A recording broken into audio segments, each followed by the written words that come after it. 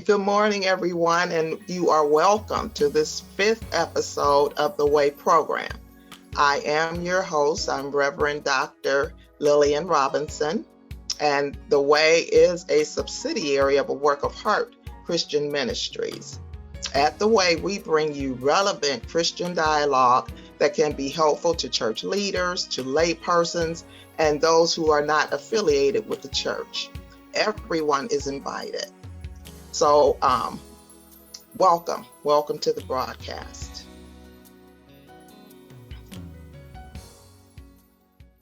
This morning, our guest is Regennia N. Williams. She is a PhD. Our topic this morning is praying grounds for such a time as this. We will be sharing personal narratives from the silent generation about Black religion. Regennia is the president of the RASHAD Center. She is a life member of the Oral History Association. She is a tenured professor at Cleveland State University, and she has taught at other universities and programs, including the McCurry Center here in Cleveland, Ohio. And I know that she has an affinity for music. And actually, her bio is much more detailed than that. She is also a Fulbright scholar, and she has traveled to many countries, including Africa as well and Canada. So it is just a pleasure to have her here in our presence this morning. And she is going to tell us more about the RASHAD Center and her work with Cleveland State University. So welcome, Dr. Williams.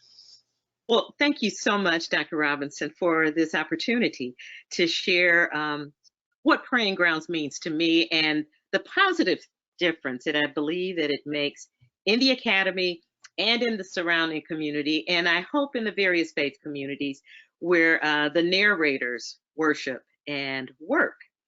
I must say this. I grew up on the campus of Cleveland State, and because Cleveland State's library, special collections, now houses all of the praying grounds materials, and there is a companion website for Library Special Collections Cleveland Memory Praying Ground. A lot of people still think that I teach there. And although I was attending faculty there after 23 years, I'm actually not on the faculty anymore. And so when you visit that Praying Grounds website for Cleveland State, everybody please know, as much as I would like to be receiving money for the work that I'm doing, I am a volunteer. So if you go to the journal that's associated with the research arm of the RASHAD Center, the Journal of Traditions and Beliefs that Cleveland State hosts, it used to say CSU faculty member in the Department of History. Now it says CSU alumna. And when I say I grew up on that, I started taking courses in 1977, and I tried to take at least one class a year until I left there. And I was working in some capacity there for about 30 years. But no longer on the payroll, but grateful certainly to have the partnership with Cleveland State's library that allows us to share the Praying Grounds material in a virtual, global community. So just wanted to speak that out. Yes, thank you. Yes, you are so welcome. You're so welcome, and it's a pleasure to have you here this morning. Now, if you could help us to understand what RASHAD, with the name, those letters stand for, and what specifically that the organization does. Yes, of course. RASHAD stands for the Center for the Study of Religion and Spirituality in the History of Africa and the Diaspora. And so RASHAD is an Arabic name, usually for a boy or family surname, but it means good guidance and good grace.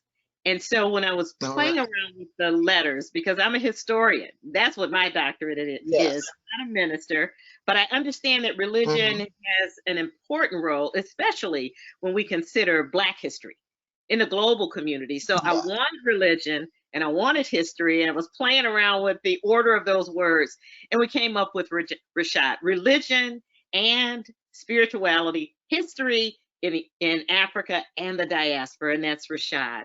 And so ours is a 501c3 organization now, started as an Mhm. initiative when I was on the faculty at Cleveland State, but now it's a Yes. freestanding 501c3 and growing. I used to say it's a tiny Mhm. nonprofit, but it's a small nonprofit Mhm. now, no longer tiny. So, But I know for a fact that our reach is global because of that Journal of Traditions and Beliefs that RASHAD publishes on a biennial basis. We've published 6 issues now, and we can mhm. see the where the individuals are downloading the articles Mhm. from, and it's all over the world. When we look at the map, it's live. We've had downloads over 36,000 different downloads from almost every country and in every Yes. community, corner of the globe except Greenland. So if anybody from Greenland is Mhm. listening to this broadcast, perhaps they should visit the Journal of Traditions and Beliefs and take a look at some of those scholarly articles that focus on religion and spirituality. Yes, yes, and I visited the website and I found a wealth of information. Some I wish I had read previously, some that I have read, but it is excellent that it's in existence so that we have a record of the information regarding African Americans, Black Americans, and specifically in Cleveland, Ohio, that we can go to find information that will help us today. That will help us today. So history is very important. And that's what's part of my dissertation from Ashland. You can see it there on my shelf. Yeah. And one of my goals is to bring these groups together, to close that gap. So between the history, the academy, and the church, so that we all come together with an understanding. We know that the parts are more than the whole. And so we can't do well without lending our resources and our time to one another. So I'm just so grateful that you decided to take up this project. It is very worthwhile, very worthwhile. Well, thank you so Now much. we talked, you are welcome. For such a time as this, and we decided the silent generation, these stories are going to come from the silent generation.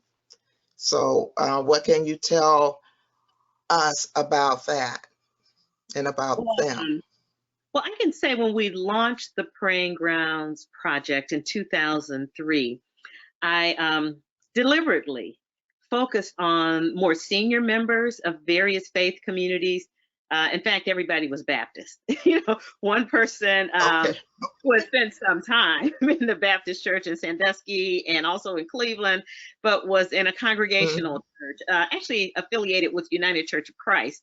But in her heart of hearts, I believe that she was still Baptist, but found a wonderful faith Mhm. community in her home community of Shaker Heights, Ohio. But those 5 people who said yes to this idea of sharing their oral history narrative the last week in June in 2003 were rather senior and Mhm. technically retired from their full-time jobs, but doing things in the church. For example, Yes. the first person that we interviewed was Gladys Hauser Bates Goodlow. And again, in saying that Mhm. they're a silent generation, these are people who were born before the Brown decision in 1954, before the real heyday of the civil rights movement, Mhm. and in a time where Blacks were segregated and not just separated because of race, but subordinated, many of them not allowed to live up to their full potential and in mainstream America, but still doing great things in the Black community and Yeah. reaching always for other opportunities. So silent in that perhaps they had been rendered silent because people didn't want to hear Mhm. their voices. So Praying Grounds, again, focused on more senior members, not necessarily elderly, but people over 60 who were interested in telling Mhm. their life stories and almost all of them born before 1930. Yes, I just had to make sure. Okay. Born before, just before 1930. So again, by 2003, they're not babies anymore. But in addition Mm-hmm. to listening to those voices from the church, we also wanted to listen to cultural expressions that had come out of the church. So the first person we interviewed was Gladys Hauser Bates Goodloe, who was a member of the Antioch Baptist Church. And she was the first Yes. narrator for Praying Grounds, African American Faith Communities, documentary and oral history. And she was, when she entered the Wings Over Jordan choir, the youngest member of that group. She was a student at Central High School and Mm-hmm. went on to become one of their most popular soprano soloists. And so, again, it's a wonderful story when we talk about that spiritual choir, those songs that came out of the communities of enslaved Christians in the 19th century Mm-hmm. and then became very famous as concert music thanks to the historically Black colleges and choirs at Hampton and Howard and Fisk and Yes. other Tuskegee, also other historically Black colleges Mm-hmm. that kept that music alive. We were especially proud of the Wings Over Jordan because that choir was founded here in the city of Cleveland at the Gethsemane Mm-hmm. Church when the Reverend Glenn T. Settle was the pastor. And so it's good news that we have those cultural expressions Yes. now being shared with the world because we had a Baptist pastor who insisted that he had a good enough choir. In fact, he said he had the best choir. And his choir Yes. deserved to be heard, by a larger audience than perhaps would hear them on Sunday morning. So that's Yes. Timony, that's Reverend Settle. That's why I chose Gladys Goodloe and the Wings Over Jordan to Mm-hmm. launch this project. So again, thanks for giving me an opportunity to brag about these incredible people who share their life stories. Yes. Their stories are worth repeating. Yes, it is. And encouragement is so important, to give one the will to go on and to do what they're capable of doing and complete those tasks that we so much need in our community. So that's truly a blessing. Yeah. Everyone is familiar with the Wings Over Jordan Choir. Well, I found that there were a lot of us who knew a little bit about that choir, but there was Hmm. so much more Yes. once I started talking to people that I had to confess that I didn't know, and I'm supposed to be, and I Yeah. was the historian, and I had sought Hmm. information Hmm. about them. But again, and I'm sure in doing research, sometimes newspapers spell names differently. And if you're searching Yes. under one name and not searching those things that sound like, and have a different Hmm. phonetic spelling, you won't necessarily find those articles. I get my name misspelled in papers all the time from people, by people Yeah. who know me. Plain dealer, yes. Mm. Brilliant reporters, but yeah, they've misspelled my name Hmm. a couple times. Same with the Call and Post because I have an unusual spelling of my first name, but same family of names, Regina, Regennia, and actually I spell it Regennia and we pronounce it Regina for people who are seeing this on the screen. Okay. It's Regina, but I Yes. understand what the Hmm. IA is doing to the pronunciation. And so, yeah, it encouraged me to be creative in doing the research and to go Yes. directly to the source, those individuals who made the history and made the music, Yes. them to tell me what Yes. was going on in the 30s and 40s when there were young people in the church and in these choirs, especially, and finding their own way Hmm. as teenagers, some of them, and then young adults, and having this pastor that gave them the opportunity to show off their talents, before a national and Yes. for an international audience. So I just thought it was a great way to start an oral history project. It is a great way, and you've done incredible work. Um, and the praying grounds, the church itself is so very important to the Black community. Very important to the Black community. It is our epicenter, so to speak, for Black people. Where when we first came up from the South, one would go to the church to learn about the neighborhood, to learn about the community, to meet different people, to bring ideas together, and to worship, of course, and to enjoy one another's company.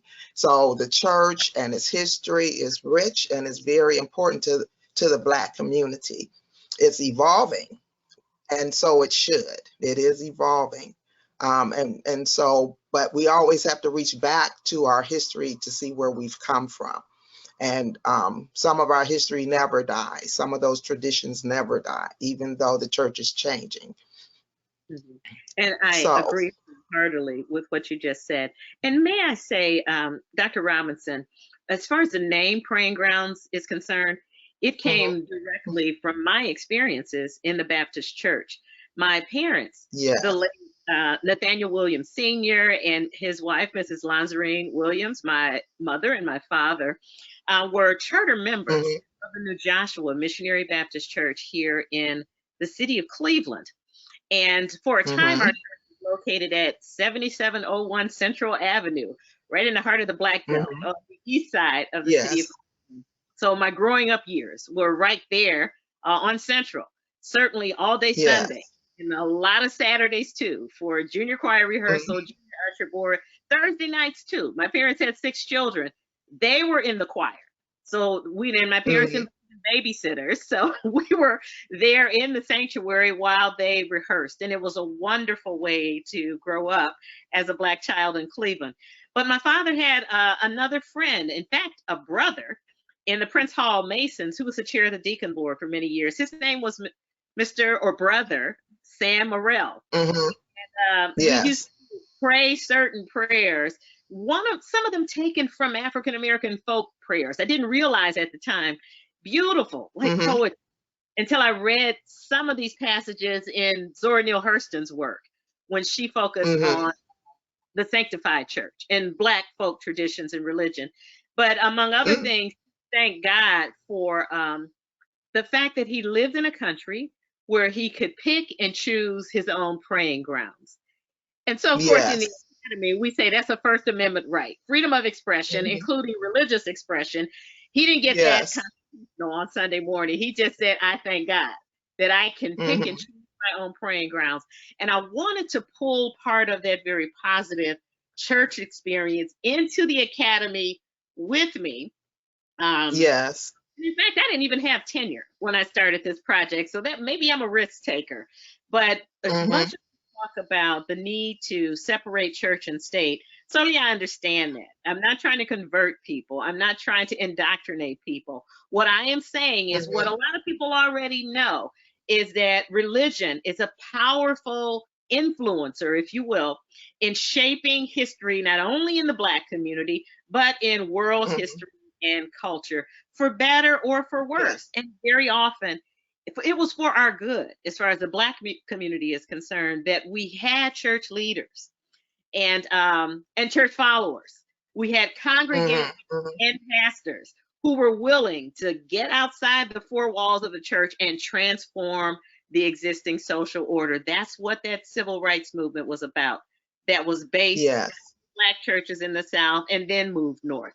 So I took that church culture with me. And again, I wanted to make sure that those voices were heard and no longer silent as far as their testimonies about the difference that their lives make. You know, we knew, we didn't say it that way with a hashtag, but we knew that Black lives matter. And certainly the lives of Black church men and women, leaders and followers, pastors, deacons, mothers, elders, and other people in the pews. Some people we call the bench members. All of their lives. Praying Grounds is, for me, living proof, a body of evidence, a digital archive that attests to the matter of their lives. So again, I'm happy for this opportunity to talk about what has given me so much joy and also helped me get tenure and publications and the Fulbright Fellowship to do the same kind of research in Nigeria. Yes. And if these people are coming out of the 1920s, then by the time of the civil rights movement, they would have been in their 40s. So they were an active part of that as well, the civil rights movement. And now since then, it's been approximately 50 years, and now we're seeing another movement. And we're hoping it'll be just as effective as that civil rights movement was. And we hope that we will not drop the ball, but that we will keep on pushing forward, and so that we can continue to overcome all of the injustices that African Americans still face today. Yeah, and I hopefully nobody will get upset with me for telling their age. Let me say circa, because of the 5 people who, circa 1930, they were born, of the 5 people who were the charter narrators for the Praying Grounds Project in 2003, they were born circa, most of them, 1929, 30. And that's at the onset of the Great Depression. But for Thomas Andrew Dorsey, the father of Black gospel music, he says his gospel music is that good news in bad times. Yes, the bottom is falling out of the economy, but we still have hope. And those individuals who are singing those concert spirituals and this emerging Black sacred music known as gospel, according to Mahalia Jackson and also to Thomas Andrew Dorsey, again, they're showing, I think, musically, the nature of the hope associated with being a Christian in the Black community. So yeah, and if I could just say the names of those individuals, because we don't want to forget them. We have their oral history. Several of them have already made their transitions, but those first 5 people who said yes to Praying Grounds in 2003 were, again, Gladys Hauser Bates Goodlow, the Reverend Dr. Earl Preston Jr., who again was inspired by, mentored by Reverend Settle with the Wings Over Jordan, but eventually had his own very popular, excellent choir known as the Prestonians. And he started that group when he was at East Technical High School. So he is there. Also, we had Reverend Henry J. Payton, who was a member of the Wings Over Jordan, had a beautiful singing voice and speaking voice, and went on to become, for a long time, the pastor of the Holy Trinity Church here in the city of Cleveland. And last but not, well, I have 2 beautiful sisters who said yes to me. One, a sorority sister who has made her transition, and that was Mrs. June Selle Antoine. And I told people she was exactly 30 years older than Regina, because we both had the 3rd birthday. So, and if I tell you exactly what year she was born in, you'll know my age. And I don't know if I want to. You can count, make an educated guess of how we old. We can figure that out. Yes. Another dear sister who's an incredible musician and still doing quite well here in Greater Cleveland. Her name is Helen Turner Thompson. And she too, I believe now officially her membership is still at the Antioch Baptist Church. She joined when Reverend Dr. Marvin A. McMickle was pastor. And although we're worshiping virtually, Antioch is still ministering to people by way of the internet, like so many other people. And Reverend McMickle is back as the interim pastor now. But it's a wonderful historic congregation. It's touched the lives of a lot of people, not just Gladys Hauser Bates Goodlow and June Antoine and Helen Turner Thompson, who are former or current members, but I would say from that location at 89th and Cedar, people all over the are aware of the good work that's done here on the east side of Cleveland because of the testimonies that are coming out of that Black faith community, now led again by the Reverend Dr. Marvin A. McMickle. Great music programs there, as well as great preaching. Yes, and reaching out into the community. Outreach is very strong, and I know that they are continuing to do that. And that's what the Black church also meant to the Black community. They were a helper. And as they are today, because we know that the churches are helping with the vaccines today. So the church is very, very instrumental in helping the community with their needs. So they are a very much strong tower in the Black community. Now, Regina, I know that you also have a musical background that we haven't talked about very much. So would you like to share some of that with us in terms of your musical endeavors? Well, sure, I'll talk about it. As long as I don't have to sing anything. And, I have a keyboard here in the house and a violin, but I'd rather not play anything. You probably don't want to hear me play or sing this early in the morning. But I must tell you, as I said, I come from a musical family. Both my parents sang in the choir, the Voices of New Joshua, right there at 77th and Central. And then the church moved to 116th and Miles. And now, I believe the location is closer to 111th, 112th and Miles, but still right here in the city of Cleveland. And two of my sisters are leaders in music ministry at New Joshua today. That's pastored by the Reverend Dwayne Sonny Banks, who is also a musician with the Gospel Travelers, quartet style music. So my father, again, in addition to that choir, the Voices, he also sang with the male chorus. And their harmonies were like the quartet style singing. He was a tenor. My mother was a soprano. All six children sing in the choir. It's not like they threaten us or anything, but we learned to love in that household. Not just gospel music, but Motown as well. Donny Hathaway. Yes. I don't think he was Motown, but that was a song. My father really, really loved that song. And so a lot of good music in the Williams family household. And then one of the siblings, there were six of us. My brother got the degree in music. He was the gifted one. Started with that toy piano and then became a great keyboard artist and vocalist. So that's Nathaniel Williams Jr. He plays piano, organ, guitar. I mean, just and a perfect ear. In addition, everybody knows this who does gospel music. You can't just rely on what's on that page. You got to be able to improvise and play it from the heart, and sometimes play it from the ear.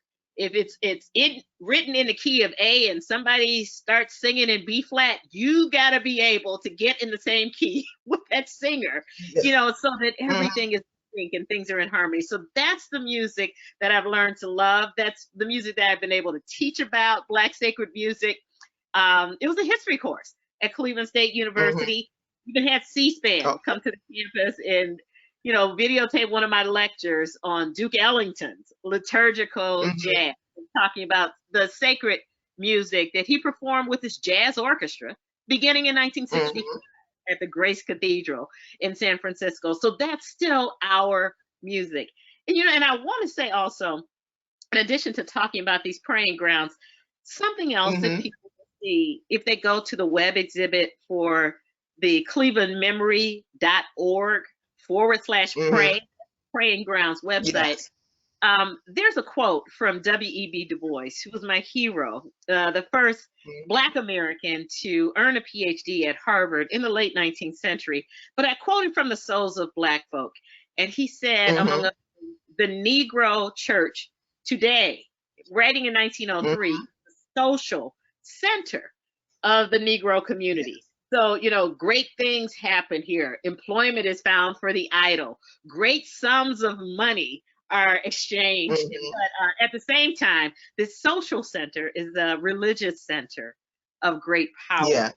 So the other thing he's writing about in the Souls of Black Folk is that music, because Du Bois had the great honor of being an undergraduate at Fisk University, home of the Fisk Jubilee Singers. So he's that next generation. They're forming that group and going on the road in the 1870s to raise money for that struggling Black college. But he goes there a little bit later. He's born in 1868. So he goes there as an undergraduate, and he's coming from the north, from not a big city, but Massachusetts, way up north, Great Barrington, Massachusetts, and going way down south to Tennessee to Fisk. And he really gets to know the importance of African-American spirituals firsthand when he's in the Black South in Tennessee. And for a time teaching, even before he gets a degree, in the hills of Tennessee among the rural Black people. But he says it's the most beautiful expression of the human experience born this side of the seas. That's what he says of Black spirituals. So yeah, I love it, right? And my mother said I was pretty good at singing those concert spirituals too. But again, it's early in his career. I don't think he Mhm, wanted to sing. But yeah, the more my brother is a real musician.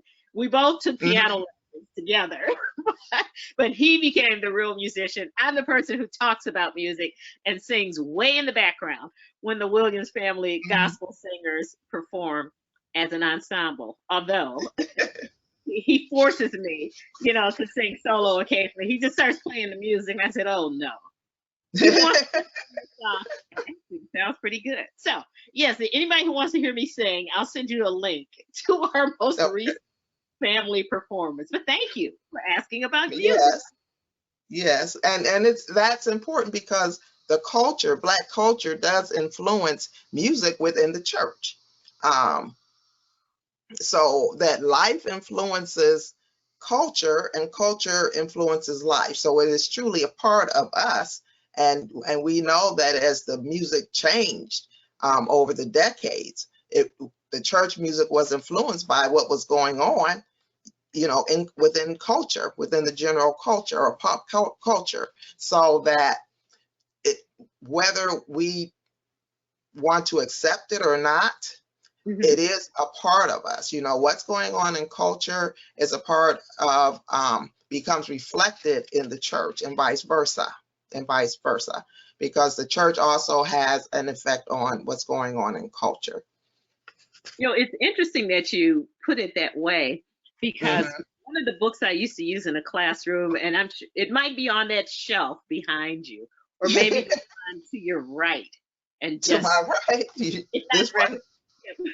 But it's a book by the Reverend Dr. Wyatt T. Walker, who was one of the Okay. lieutenants who worked with the Reverend Dr. Martin Luther King Jr. during the heyday of the Civil Rights Movement. But the name Hmm. of the book is Somebody's Calling My Name. Okay. He argued, this was his thesis, that the African American spiritual is really the foundation, if you will, or the roots music for all Black music. Hmm. Everything Hmm. grows out Hmm. of the spiritual. He even has this graphic of a tree, and so the Yes. roots are in the spiritual traditions of African descended peoples.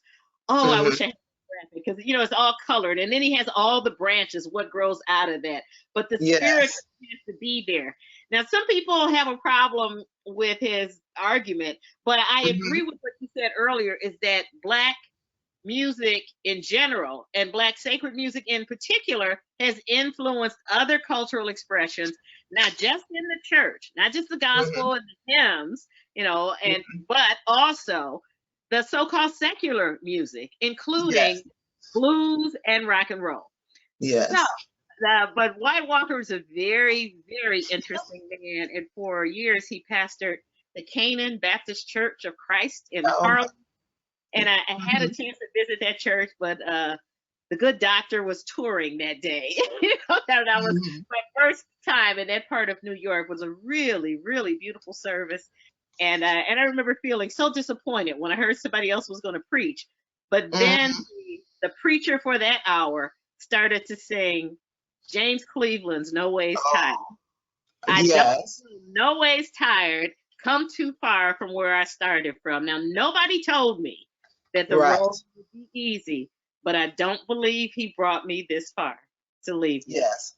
Yeah, and the God was speaking to me because I'm saying, God, no, I didn't catch all these trains to get to this part of Harlem to find out that Dr. Walker's not even in the sanctuary today. But Hmm. I'm tired. And then the Yes. preacher says, he's no ways tired. It was Yes. very humbling and settling. I sat back and I listened and I heard from heaven that day, first in song and then the spoken word. But that's Hmm. what the praying grounds, I think, have been for many people, not just Black people. Those praying Hmm. grounds, our sanctuaries, our houses of worship, have really been that sort of shelter in a time of storm. They've been that Yes. rock, that foundation. This is where you go get fired up, if you're going to be Hmm. marching for civil rights, and know that you're going to have to face not just the dogs, but the fire hoses if you're in Yes. Birmingham, Alabama. But you go to one of those rallies and you Hmm. get courage and you learn more Hmm. about the foundation of your faith and you know what Yes. other people faced before you and you know that yours is a righteous struggle. And so the music Yes. and everything associated with those praying grounds, I think it helped to fuel and then to Hmm. sustain also that civil rights movement. So, Hmm. Yes, and even that song, the James Cleveland song, I don't feel no ways tired. It transcends generations because then we have Mary Mary come out with I Just Can't Give Up Now. yeah, and that Exact same same melody. song, exact Yeah. same tune, you know. Uh-huh. So just the words are different, but the tune is exactly the same as I don't feel no ways tired. So music will transcend generations. And even though we may feel that there's a gap, there's also a bridge. There's also a bridge. And it just lets us know how important history is because it helps us to feel and to know and to understand. And it provides wisdom as well. I'm Because glad that I'm sorry. Mhm. I was going to say, because history has never been my strong suit, so to speak. It has never Oh, been my strong suit. So I admire you. But as I learn more historically, I'm growing and I can see how important it was. And I hate the, or disappointed that I didn't learn it sooner. But I do see the importance of history and how important it is for these different disciplines to come together, meaning history, religion, the academy, as well as the pew, because there are gaps there. And we need to try to bring those groups together. And then, oh, what a world it would be, you know? Oh, what a world it would be. yeah. I really appreciate the fact that you made that comparison between Hmm. James Cleveland and Mary Mary, because I Hmm. think we were securely into the 21st century when Mary Mary did their version. If it wasn't 21st, it was late 20th. I'll have to Google Yes. to get the date. James Mhm. Cleveland, I think the Prince of Gospel Music, he's more closely associated with the 1960s, when Mhm. the Gospel Music Workshop of America is coming in. Yes. But he was just a Yes. and mentored by the father of gospel music there in Chicago, Thomas Andrew Dorsey. And as Hmm. badly as his voice ended up being as an adult, Yes. they tell me he was this incredible voice soprano. But James Hmm. Cleveland, that's what I grew up on in the 60s. So Okay. now we're Hmm. getting closer to knowing exactly when I was born, right? Late 1950s. So here we go. Glad to be here. That's okay, great news and all. But so James Cleveland, just incredible. That's my generation. And it gets Yes. tickled when I listen to some of James Cleveland's early gospel, like Peace Be Still. It sounds Yes. so dated. I mean, Hmm. really dated, but it sounded so fresh, when I was Hmm. growing It's, up. it's timeless. Yeah. And even today, for me, it's fresh. And if anyone were to sing that song, everyone recognizes it and everyone is still touched by it in the African American community. So while it's dated, it's still welcomed. In many sanctuaries, but but the Yes. point that you made is a valid Mary Mary version of I Just Can't Give Up Now. I mean, these are Hmm. not the sisters in black and white on the first Sunday. Yes. Yes. Yes. These young ladies might have blue jeans on, they That's might have right. t-shirts and sweatshirts, and The church, they might the have, church of today. Yes. ugly jewelry and not these pearls either. It's going to be a little bit different. There's no Right. gray hair. Yeah. There's a very different presentation style. No church Hmm. lady hats. And so if Yes. we're willing to focus on the message in that Hmm. music, then we're Yeah. okay. But if we Yeah. only want to hear it the way James Cleveland sang it in the 1960s, That's right. we're going to have a problem. And That's again, for right. one thing under RASHAD, Spiritual Gifts International is the Hmm. way that we want to share the music of Black Christendom. Hmm. It Hmm. started out Hmm. with Black churches in the city of Cleveland. And then by Yes. God's grace, I had a chance to travel to other parts of the world. And I know that there are other people, Black and white, in other countries whose Hmm. native language is not English that I grew up Hmm. speaking, who love Black sacred music Hmm. recorded Hmm. by the Winans, Yes. BB&C. They got Yolanda Adams, Israel Houghton, all of those CDs, maybe even Yes. copies of those CDs are available in Nigeria. And so Really? I Okay. don't think we realize sometimes how incredible our contributions have been to the world history and culture, especially the musical culture, until we travel. And it's just a beautiful thing, to Yes, see it is. dancing, Yes, it is. Black Yes. music in the radio stations in Nigeria. And that was one of the things I had a chance to see in collecting oral histories there related to Nigerian religious history. Yes, thank you. Yes, arts is very important, and we see that it is reflected as the arts are moving more into the church. Now you have artists who express their artistry on stage through drawing. It may be in association with music, and now we see more dancing in churches that, say, 10 years ago, 15 years ago, there was no dancing art form within the church, or modern dance, and it transcends the age, because you have the seniors doing it as well as the young people doing it. Now, the seniors, they have their dance groups as well, and so culture is very much a part of church, and the Black church experience. Yeah, it's interesting that you mentioned dance. We haven't gotten into the dance yet. With it's the publications, educational publications, the oral history, and the Black sacred music. But with music and dance go hand in hand. One thing I would say, as far as liturgical dance is concerned, the most recent oral history interview that I conducted was with Sister Juanita Sheely, who was the first Catholic nun, Black Catholic nun, that I ever met and became friends with. But we work together in another organization that focuses on Black history. But she celebrated her Jubilee this year, and that it's the 70th anniversary of her becoming a nun. And I know what her birthday is, and since she told me, and maybe she won't mind me saying that she's going to be 91 years old come the fall of 2021. But she was a charter member of the Black Sisters organization. And that came together in 1968, the year in which the Reverend Dr. Martin Luther King was assassinated. But for those Black women religious, they came together not because they were anti-Catholic. They loved the Catholic Church, but they wanted to worship God their way, respond certainly to this Black beautiful kind of movement that in the Black arts movement that grew up alongside the Black civil rights movement.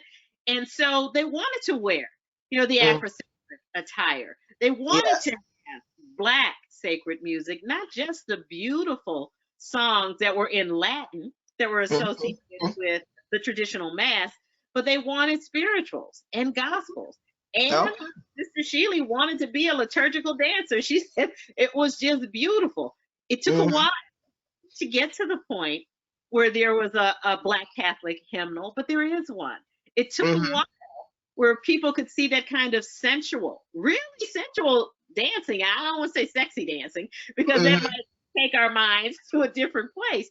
But with beautiful bodies, who could move that way, to the beat of that music, and then everybody would still associate that with worship. It's a different way of worshiping, but it is worship nonetheless. Yes. That's Sheely was, but she had to get permission.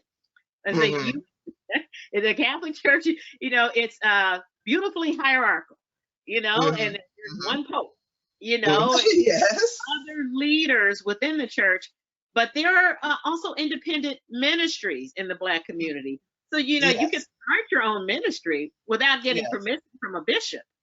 But, Catholic Church in the diocese, in your parish, there's also sort of a uniformity, I think. And Sister Sheely said it's very beautiful, to know that we agree on these things. But culturally, we agree that we should worship. We agree that the Mass, all of this is part of the sacred body of traditions Yeah. associated with living in the Catholic universe. However, that there are some cultural traditions that also inform our Catholicism if we are Black.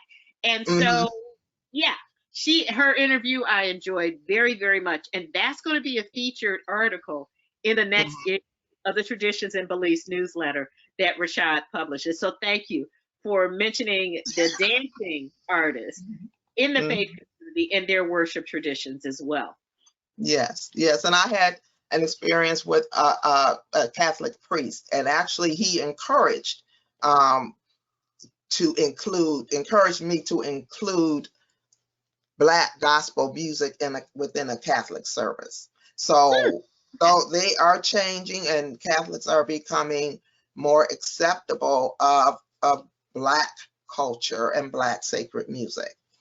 Mm-hmm. So, And if I could also add, and again, I don't know all of Africa, but I've had the opportunity to spend, I think, significant amounts of time. So a semester in 2010 in Ile-Ife, Nigeria. It was a beautiful campus of Obafemi Awolowo University in Ife in Nigeria, and about 30,000 people on campus, and various churches and a mosque on campus, but Catholic and Protestant. And to go to the Catholic church, the experience are so family friendly. Family, everything, especially as far as the elders in the community. Even your elder brother is someone, or your elder sister in a family is someone that you not deify but revere. And then the elders in the society, your teachers, people in positions of authority, your pastor, all of these people. It's a title society. You respect them, and you honor who you don't call them by their first name. That kind of thing, kind of reverence that comes with age, especially if you have gray. So I'm keeping mine. They taught me that gray hair was a beautiful thing, but it's family oriented. I just got to the point where it was one of the first questions that I asked when I met somebody for the first time. So how is your family? And I almost asked, when I met the priest of the Catholic Church on campus, because they were culturally, almost all of them were Yoruba people.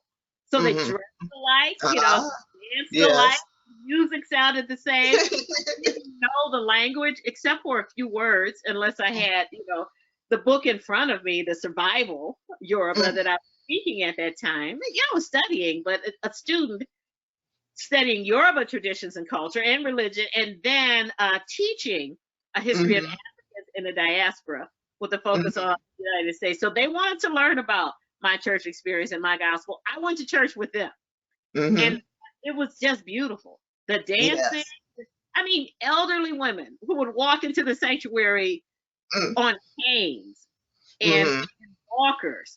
When it was time for praise and worship, the hands.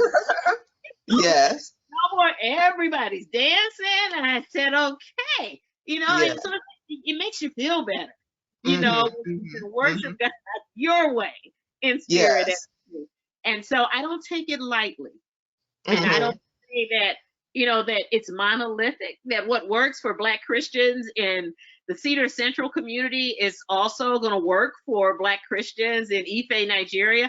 But I will say there are a lot of similarities. And one of them is the importance that's placed on music and movement, and we call it dance. So I don't know if you can tell, but I am never bored. I am excited. I never get tired of talking about the contributions that Black people have made to the various cultures, world culture associated with Christendom. It's a global religion. Yes. Well, it's been a very, very interesting conversation, and I appreciate so much that you were here. Our time is nearing a close. So if there's any last words you would like to share with the audience, now is the time to do so. Any final words that you would like to share with us? Well, I always like to mention the names of the people who have inspired me and I try to be a good teacher. I'm not in the classrooms at CSU anymore, but I do have another course that I am going to launch on the last Thursday in April. I'm working with the Western Reserve Historical Society, but the title of the course is Black Agency and Black Activism. And I want to recognize those religious leaders who have played an active role in refashioning the society so that it's more inclusive. So I want to mention the name of, again, of the Reverend Dr. Marvin A. McMickle, because his 18th book project is one of the texts that I have agreed to review and that I will include on the list of suggested readings when my course starts. But the title of that book is Let the Oppressed Go Free. And it focuses on those theologies of liberation, you know, and not just Black liberation theology, according to James, the late, great Dr. James Cone. I don't dare call him He is worthy of all the honor and the respect, you know, his passing, but an incredible scholar and a wonderful met him here in Cleveland at the McCrary Center. So grateful for that experience and all the books that he left, and grateful certainly that he is one of those people who mentored Reverend McMickle, and who is a prolific scholar and a best-selling author. So I want to mention his name and his book, Let the Oppressed Go Free, the book number 18. So again, you can have a good career focused on really Black church traditions, history, religion in America, the role of the Black preacher. Reverend McMickle has done all of that in an excellent way. So in addition to him, I mentioned maybe some of the authors who came before him, certainly C. Eric Lincoln, and focus on the role of the church in the African-American experience. Dr. Cheryl Kirk Dugan, who I also met through the McCrary Center here in the city of Cleveland, but who writes about womanist theology. It was interesting. And the Reverend Dr. Robinson, you're a living witness. Well, thank you so much. Yes. The difference that women have been able to make in the history of Black churches in the United States. And if I could mention the name of Dr. Evelyn Brooks Higginbotham, who was a Harvard University scholar, but also a member of my church, which is the Shiloh Baptist Church in Washington, D.C. So we're live streaming every Sunday at 10:05. So I'm right here in the city of Cleveland speaking to you. But she wrote a book, Righteous Discontent. Talks about the women's movement in the Black Baptist Church. And so those leadership roles that women occupy right now, they had to fight for the right to be themselves and realize their full potential in the church and serve not only on the mother's board, or as a deaconess, as an usher, all of those honorable ways to serve and lead in the church, but also to be ordained ministers and ordained as deacons and to be trustees. All of those things, I think sometimes we take for granted in the 21st century. It wasn't like that. It's not an easy task, and I feel blessed that I am ordained in the Baptist tradition. But it's a struggle. It is a struggle, and it still needs to be looked at. It needs to be championed. And when I first became a minister, I was of the mindset that I never wanted to be labeled as a woman preacher. You know, to me, those two words shouldn't even go together. It's like an oxymoron. But as I grew and developed and had more encounters, I learned that it was necessary to own up to that title, because that's how people perceived me. And that in order for me to address it, I had to be able to identify with that. So that's part of what I'm working on, what I speak to. I spoke to it in my thesis, and to help women in ministry learn how to tackle that. And it's not going to happen overnight, but there are a lot of women ministers in Cleveland that are doing great things, but we are being restricted. There's no ifs, ands, or buts about that.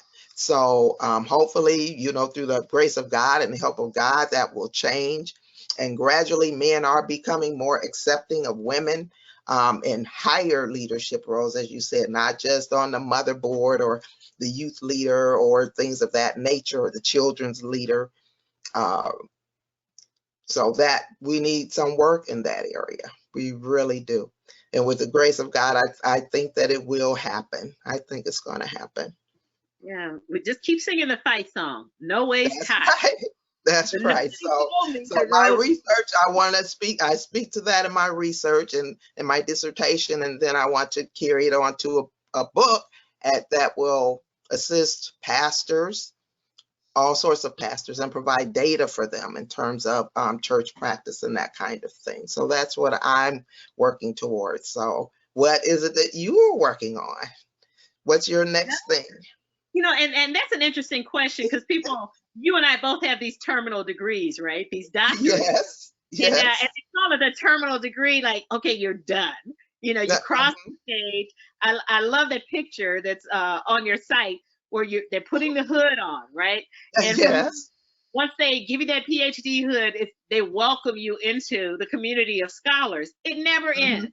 You know, the Yes. struggle continues.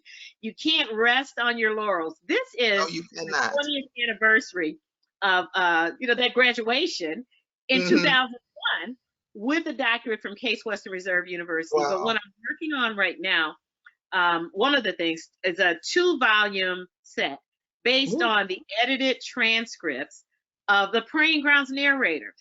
There are Mhm. over close to 150 people who shared their life stories with me between Mhm. 2003 and the start and today. And so in 2021, the project grows up. It moves from its childhood, or you know, goofy teenage years, to adulthood at 18.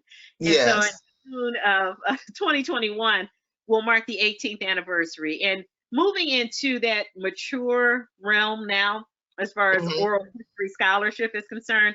I want to share these transcripts with Mhm. people, because again, these are videotaped oral history interviews, and for those individuals who are visually impaired or hearing impaired, they might Mhm. miss part of the story depending on what challenges they would bring to, you know, a digital archive that's available online. So if Mhm. we publish the video, we want closed captioning for the hearing. Yes. We're going to start with the transcripts because we know that there is adaptive technology that can read those PDFs, and Yes. people who are visually impaired will be able to hear the stories, and Mhm. they Mhm. can't That's watch so important. the video. Mhm. So that's what we're working on, again, in partnership with Cleveland State University.